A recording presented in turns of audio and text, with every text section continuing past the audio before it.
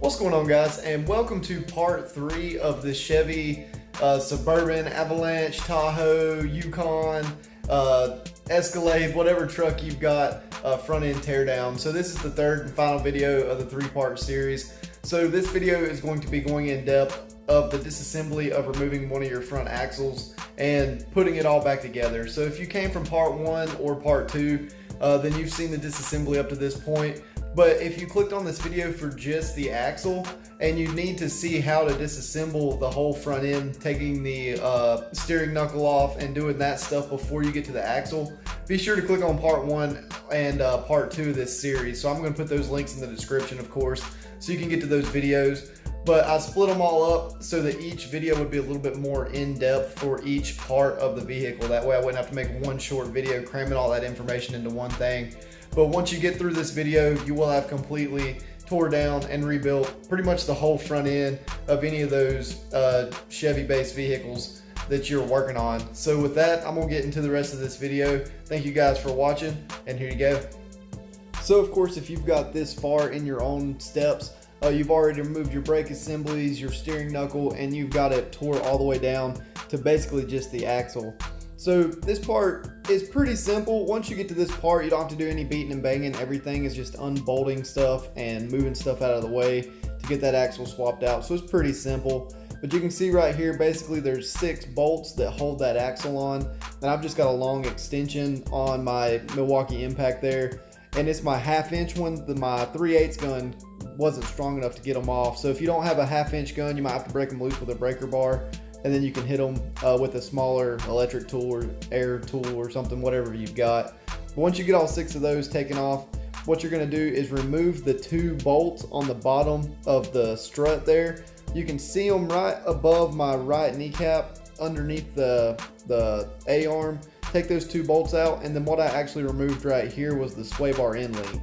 So those are the 2 things you have to remove in order to push the control arm down far enough to slide that axle out and around everything. So right here you can see me just taking off the end link, making sure all that stuff is straight, and then you can proceed right here just to push down on the control arm, and the axle should work itself right out. So once you've done all that, then you can start the reassembly process of putting the new axle back in. But that's pretty simple right there.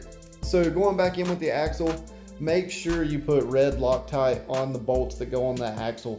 That's something, of course, you definitely don't want coming off. But right here, you'll see me just put a couple bolts in. That's because I actually ran out of Loctite.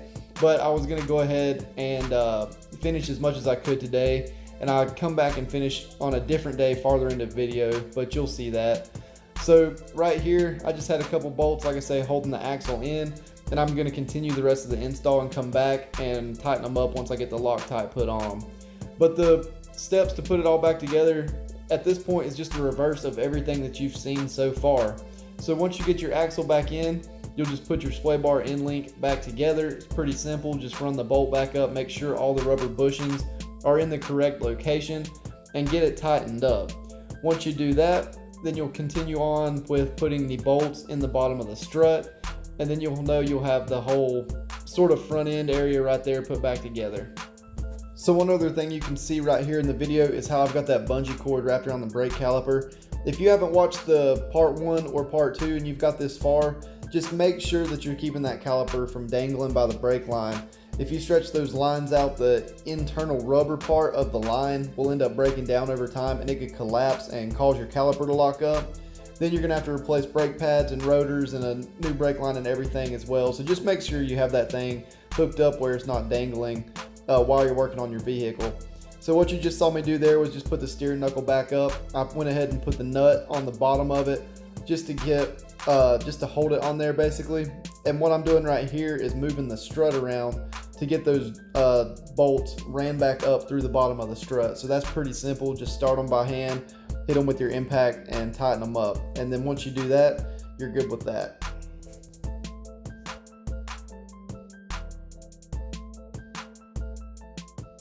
So right here, what you'll see me do is go ahead and get the nut on the lower ball joint completely tight. And that was all I had time for that day. So I sort of wrapped everything up and got everything out of the way, and then came back the next day and started working on it. So right here, what you're seeing me do is actually tighten those 6 bolts that hold the axle together. I did go back under the truck, pull the two out, put Loctite on them. Like I say, make sure you get Loctite on those bolts.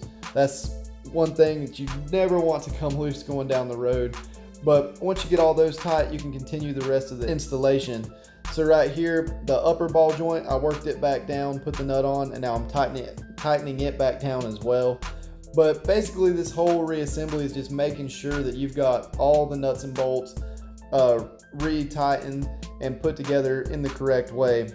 So once you get that steering knuckle back on, go ahead and take a rag with some brake cleaner or a wire brush and clean it out real good, just like you did with the ball joint. Because if you don't, that hub assembly could go back in a little bit crooked, and it's not going to be good for your alignment because it's never actually going to be perfectly right. So the same way, if you're going back in with a old hub assembly like we did here, since we didn't have to replace it, the same way, clean it off, hit it with a wire brush, make sure it's nice and clean before you put it back together to make sure it seats perfectly whenever you're putting it back in. So right here, I went ahead and put the washer and started the nut for the axle, and just to sort of support the hub assembly as I'm putting it back together. And then what I'm doing on the back of it there is making sure I get all three bolts started, get them nice and straight, make sure they're getting through that heat shield, and get it all started. Once you get it all started, you can then start tightening everything up and continue on with your reassembly.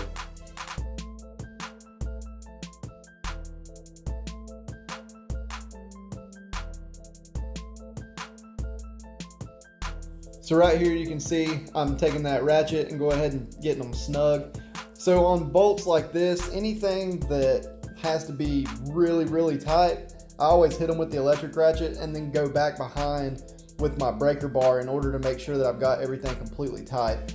You know, electric tools are awesome and it does make your job a lot quicker, but for breaking stuff loose and finalizing, doing the last little bit of tightening down, I prefer to use manual tools. That way I know that my hands felt that bolt getting tight. So if you give it back to a customer or give it back to a family member, you know that they're going to be safe because you weren't relying on an electric tool possibly failing and you not even realizing it. So go ahead and get those things cranked down really tight. You don't have to put Loctite on them. Some people do. If you want to run a bead of blue Loctite, that's not going to hurt anything.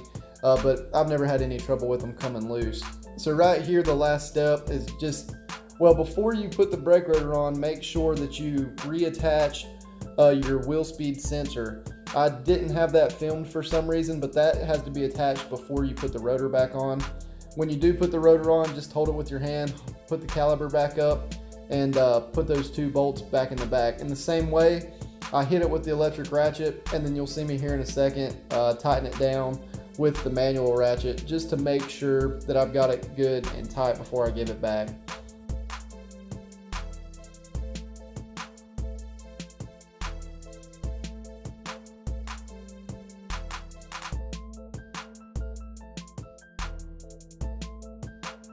So what you're going to see me do right here is a little trick of the trade that I learned while I was in the shop. So you can actually put a screwdriver through your rotor, and whenever you go to tighten it down, it'll hold that axle from spinning. So you can do that to loosen the axle nut as well if you don't have an electric impact gun like I had.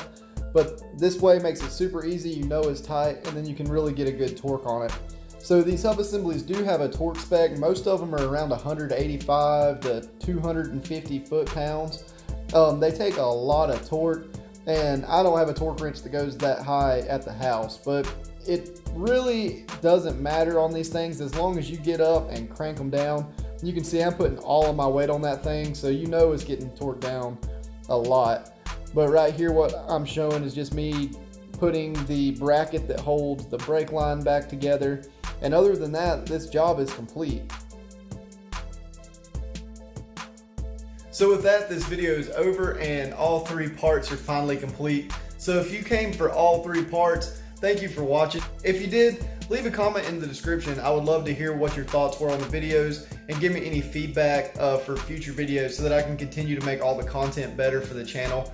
But there's a lot of stuff that I've got coming. I've got videos made that I'm trying to get edited and get put up on the channel, so keep an eye on that. If you're not following us on Instagram, just look up No BS Auto Rehab and you can find us on there too. So I'll post pictures whenever new videos come out. I'll post pictures sometimes when I'm working on vehicles throughout the day as well, and you can see a lot more stuff there.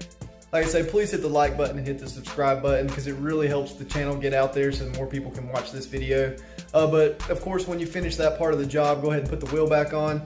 Make sure you torque it properly because that's the last thing you want is a wheel falling off while you're going down the road.